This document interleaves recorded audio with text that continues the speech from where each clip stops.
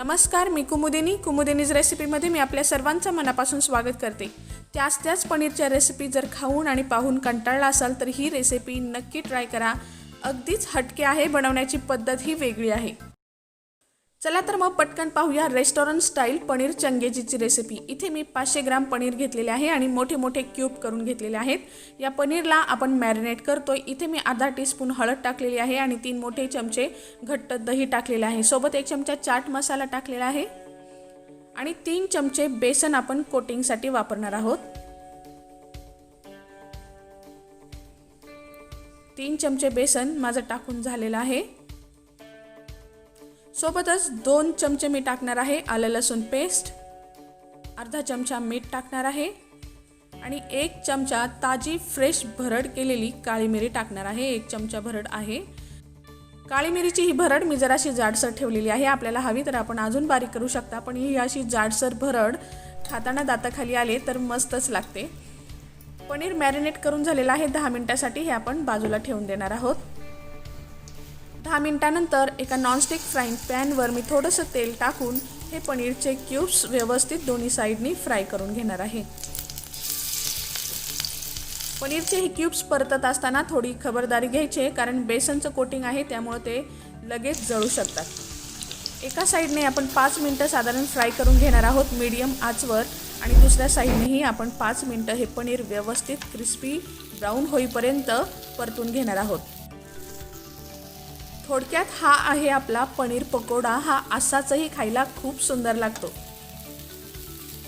चला तर आता तयारी करूया पनीरच्या झक्कास अशा ग्रेव्हीची। इथे मी काही खडे मसाले घेतलेले आहेत। 1 तेजपत्त्याचं पान घेतलेलं आहे, 7 ते 8 काळी मिरी घेतलेली आहे, 4 लवंगा, 1 चक्री फूल, 5-6 वेलची, 1 मोठी वेलची घेतलेली आहे आणि दालचिनीच्या 2 लहान स्टिक्स। हे सर्व तेलात 2 मिनिटं आपण फ्राय करून घेऊयात। आणि इथे मी घेतलेले आहे 3 मध्यम आकाराचे कांदे, बारीक चिरून घेतलेले आहे। हे कांदे आपण साधारण 10 मिनिटं मीडियम आचवर तेलामध्ये गुलाबी रंगाचे होईपर्यंत परतून घेणार आहोत। इथे आपल्याला कांदा परतून घेण्यासाठी जरासा वेळ लागणार आहे। कांदा परतत आला की मी 2 चमचे आलं लसणाची पेस्ट टाकणार आहे आणि पुन्हा साधारण 2 ते 3 मिनिटं हा कांदा आलं लसणाची पेस्ट परतून घेणार आहे। गॅस माझा मध्यम आचेवर आहे।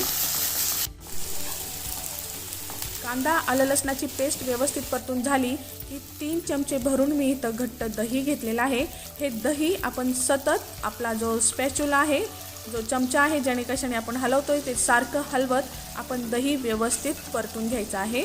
दही परतण्यासाठी गॅस माझा मीडियम फ्लेमवर आहे। दही व्यवस्थित परतून झाल्यानंतर आपण पनीर ज्या मसाल्यामध्ये मॅरिनेट केलेलं होतं तो पनीरचा मसाला इथं, मॅरिनेशनचा मसाला, दह्याचा मसाला इथं शिल्लक राहिलेला आहे। तो साधारण 2 चमचे होता, तो मी इथे टाकलेला आहे आणि तो व्यवस्थित मी मंद आचेवर खरपूस परतून घेते। मसाला परतून झाला की मी इथं 3 मध्यम आकाराचे टोमॅटो घेतलेले आहेत आणि ते मी किसून घेतलेले आहेत। त्यांची सालं आपल्याला इथं घ्यायची नाहीये। जेवढ्या आकाराचे आपण कांदे घेतलेले आहेत तेवढ्याच आकाराचे मी टोमॅटो घेतलेले आहे। टोमॅटो कांदा व्यवस्थित परतून झाला की मी इथं 2 मोठे चमचे भरून धण्याची पावडर टाकलेली आहे, अर्धा चमचा भाजलेल्या जिऱ्याची पावडर टाकलेली आहे आणि 2 मोठे चमचे भरून लाल तिखट टाकलेला आहे। सोबतच मी टाकणार आहे अर्धा चमचा काळी मिऱ्याची भरड, अर्धा चमचा मीठ आणि हे सर्व ड्राय मसाले, कांदा, टोमॅटोची पेस्ट आपण 5 मिनिटं तेल सुटेपर्यंत व्यवस्थित परतून घेणार आहोत। मसाला परतत आला की मी इथं 2 मोठे चमचे भरून बटर टाकणार आहे। बटर ऑप्शनल आहे, परंतु हे ग्रेव्हीमध्ये बऱ्यापैकी टाकतातच, हॉटेलमध्ये वापरतात आणि त्यामुळे खास खमंग अशी चव त्या ग्रेव्हीला आलेली असते। अर्धा टीस्पून हळद टाकणार आहे आणि मसाला व्यवस्थित परतून घेणार आहे।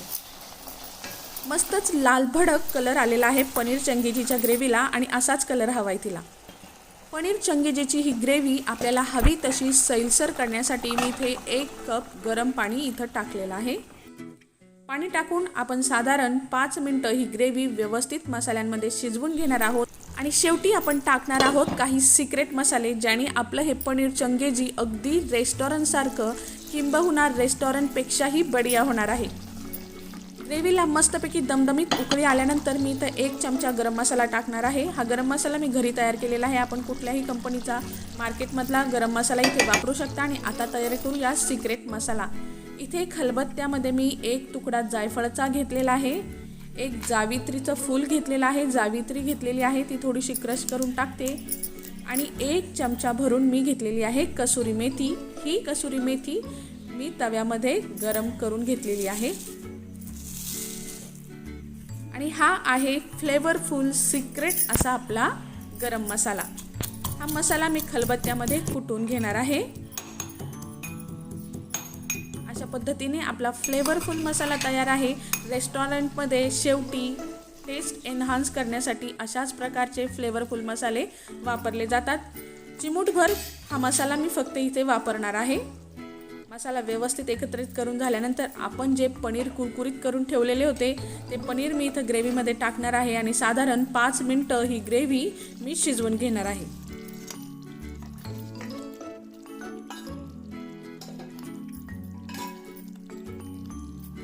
अतिशय भन्नाट चव देणारं पनीर चंगेजी आपलं तयार आहे। थोडीशी कोथिंबीर टाकून आपण त्याला सजवूयात आणि सर्व करायला घेऊयात। बरं, कोथिंबीर टाकल्यानंतर साधारण 1 मिनिट ही ग्रेव्ही मी शिजवून घेतलेली आहे। कोथिंबीरचा स्मेल खूप छान ग्रेव्हीमध्ये उतरतो। आपण सर्व करूयात आपलं पनीर चंगेजी। खूप छान चव लागते, स्पायसी टँगी असं हे पनीर चंगेजी आपण नक्की ट्राय करून बघा। आपल्याला खरंच खूप आवडेल ही रेसिपी। सणासुदीचे दिवस आहे, गणरायाचे आगमन झालेले आहे, गौरया येणार आहेत। अशा वेळी आपल्या घरी मित्रमंडळी, नातेवाईक, आपले प्रियजन भेटीसाठी येत असतात, तेव्हा नेहमीच्या पनीरच्या त्याच रेसिपी खाऊ घालण्याऐवजी ही भन्नाट अशी पनीर चंगेजीची रेसिपी नक्की ट्राय करा। त्यांना खूप आवडेल। आपल्या प्रियजनांसाठी शेअरही करा आणि माझं चॅनल नक्की न विसरता सबस्क्राईब करा। Hit the like button. Thank you so much for watching my recipe. भेटूया पुढच्या रेसिपीत।